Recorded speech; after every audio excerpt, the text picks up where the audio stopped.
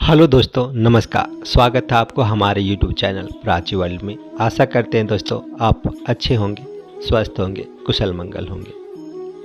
किसी ने क्या खूब कहा है दोस्तों कि घड़ा टूटने का एहसास कुम्हार को पता चलता है, क्योंकि कुम्हार कितनी मेहनत से मिट्टी को बारीक रूप से पहले छानता है, फिर उसे चक्के में घुमाता है और फिर धीरे धीरे उसे पकाता है।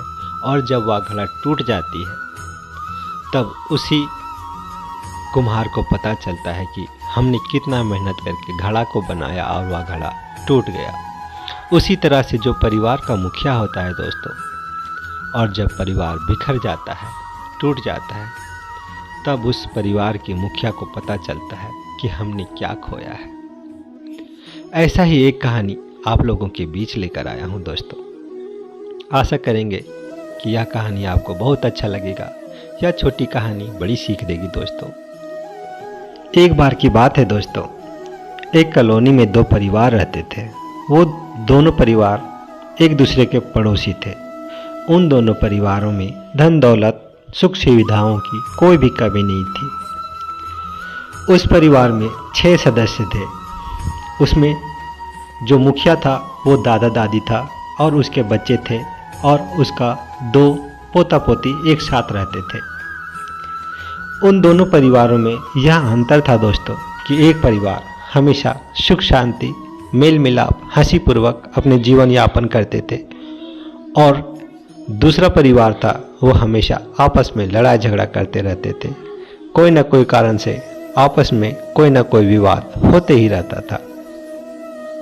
जिस घर में लड़ाई झगड़ा होता था, उस घर की जो मालकिन थी दादी, यह सब देखकर हमेशा परेशान रहती थी, हैरान रहती थी कि हमारे घर इतना लड़ाई झगड़ा क्यों होता है, और जो हमारा पड़ोसी है उसके घर हमेशा सुख शांति, हंसी पूर्वक जीवन यापन कैसे करते हैं, क्या कारण है। आखिर हमारे घर में भी तो कुछ धन दौलत का कमी नहीं है, सारे सुख सुविधाएं हमारे पास भी तो है। यह सब सोचकर वह अपने पति को बोलती है कि सुनिए, जाके देखिए उसके घर में क्या होता है, उनके घर कैसे रहते हैं, जिसके कारण उसके घर लड़ाई नहीं होता और हमारे घर लड़ाई झगड़ा होते रहता है। यह बातें सुनकर उसका पति बोलता है कि ठीक है, हम उसके घर 2-3 दिन चुपके से जाकर देखेंगे और महसूस करेंगे कि किस कारण से उसके घर लड़ाई झगड़ा नहीं होता है।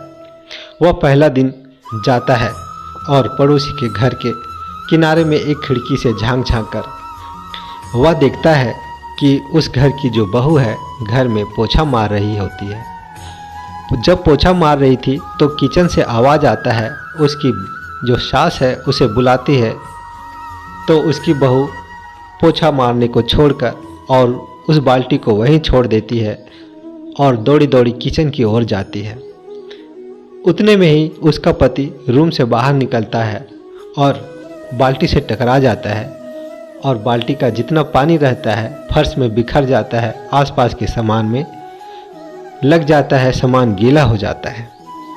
जब बाल्टी गिर जाता है, गिरने की आवाज़ सुनकर बहू वापस आती है और देखती है कि बाल्टी का सारा पानी गिर गया है, सारा सामान गीला हो गया है। वह अपने पति से बोलती है कि सॉरी, हमसे यह गलती हो गया कि हमने इस बाल्टी को बीच में छोड़ दिया, जिसके कारण आप बाल्टी से टकरा गए और पानी सारा गिर गया और सामान गीला हो गया।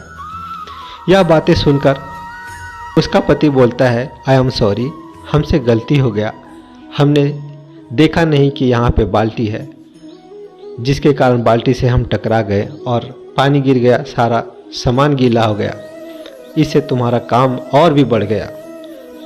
बहू बोलती है कि कोई बात नहीं, हम कर लेंगे। यह सब सुनकर झगड़ालू घर का जो पति होता है वह वापस आ जाता है। फिर दूसरा दिन जाता है और देखता है उस समय उसकी जो बहू है घर में सभी के लिए खाना परोस रही थी। सभी घर के सदस्य टेबल पर बैठ के खाना खाने के लिए तैयार हो रहे थे। जब अपने ससुर के पास खाना परोसने के लिए जाती है तो उसकी बहू से थाली नीचे गिर जाता है। जब थाली नीचे गिर जाता है तो बहू बोलती है कि सॉरी पापा जी, हमसे गलती हो गया, थाली नीचे गिर गया। यह सुनकर ससुर बोलता है, कोई बात नहीं, यह गलती हमारा है, तुम दिन भर इतना काम करते रहती हो, फिर भी हम ध्यान नहीं दे पाते, थाली हमें पकड़ के रखना चाहिए था, थाली नहीं पकड़ा जिसके कारण थाली नीचे गिर गया, कोई बात नहीं। फिर वह झगड़ालूगर का व्यक्ति था, पति था, वापस आ गया। फिर तीसरे दिन जाता है और देखता है कि शाम का समय था। बहू अपने घर में शाम का खाना बनाने की तैयारी कर रही थी, तो उसकी जब सास आती है और बोलती है कि बहू आज हमें पकोड़े खाने को दिल कर रहा है। बहू बिना कुछ पूछे हुए किचन में जाती है और पकोड़े बनाने की तैयारी करने लगती है। सास जो बहू काम कर रही थी उसमें हाथ बटाने लगती है। थोड़ी देर के बाद पकोड़े बन के आते हैं, सारा सामान रेडी होके आता है। फिर घर वाले सारे मिल के हंसीपूर्वक खाते हैं। फिर वह बूढ़ा व्यक्ति अपना घर वापस आता है। वापस आने के बाद अपने घर में जितने भी सदस्य होते हैं, अपने जो बहू होती है, बेटा होता है, पोता पोती होती है, और अपनी पत्नी को एक साथ बिठाकर यह बातें बताता है कि हम बगल वाले के घर में गए थे, 3 दिन जाकर देखा कि कैसे रहते हैं, उसके घर इतना सुख शांति से कैसे रहता है। तो हमने महसूस किया कि वहाँ के जो लोग हैं, उस परिवार के जो लोग हैं, हमेशा आपस में मेल मिलाप होकर एक साथ रहते हैं, एक दूसरे के काम में हाथ बटाते हैं, आपस में गुस्सा नहीं करते। उनमें से तो एक यह सबसे अच्छी बात है कि जो भी वो गलती करते हैं उसे स्वीकार करते हैं, मानते हैं कि हाँ हमसे गलती हो गई, और उस गलती को मानकर वो एक दूसरे को क्षमा मांग लेते हैं कि हमसे यह गलती हो गई है। और हमारे घर में इसके विपरीत होता है कि हमसे जो भी गलती होता है हम मानते नहीं हैं और एक दूसरे को ब्लेम करते हैं कि यह गलती तुमसे हुई है, जिसके कारण हमारे घर में लड़ाई होता है। हम एक साथ एक दूसरे का हाथ नहीं बटाते, जिसके कारण हमारे घर में यह लड़ाई झगड़ा होते ही रहता है। इस कहानी से हमें यह सीख मिलती है दोस्तों कि हमें अपने परिवार में हमेशा एक दूसरे के साथ मेल मिलाप से रहना चाहिए, एक दूसरे का हाथ बटाना चाहिए। हमारे परिवार में जैसा होगा हमारे बच्चे वैसा सीखेंगे। हम अपने बच्चों का परवरिश किस तरह से कर रहे हैं ये हमारे ऊपर निर्भर करता है। आशा करते हैं दोस्तों यह कहानी आपको अच्छा लगा होगा। यदि यह कहानी अच्छा लगा तो हमारा चैनल को सब्सक्राइब करें, वीडियो को लाइक और शेयर करें। फिर मिलेंगे दोस्तों एक नए वीडियो में एक नई कहानी लेकर।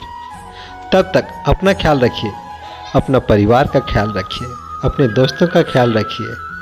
आप हमेशा खुश रहें, हम भगवान से यही प्रार्थना करते हैं।